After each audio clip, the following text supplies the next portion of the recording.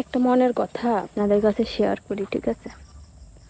তো একটা মেয়ে 13, 14, 15 বা 18 বছর বাবার বাড়িতে বড় হয়ে ওঠে। মা বাবা কত আদর যত্ন করে তাকে বড় করে তোলে। দেন যখন বিয়ের বয়সটা হয়ে যায়, তখন মা বাবা বিয়ে দিয়ে দেয়। কিন্তু আমার কথা হচ্ছে, বিয়ের পরের দিনই ধরেন মানুষের মুখে একটাই কথা যে কিরে, কবে যাবি?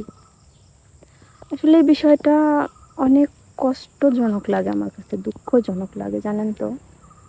যে এত বছর, আজ 18 বছর বাবা মা লালন পালন করলো, আর বিয়ে দেওয়ার 1 দিন 2 দিন হয়েছে মাত্র, কি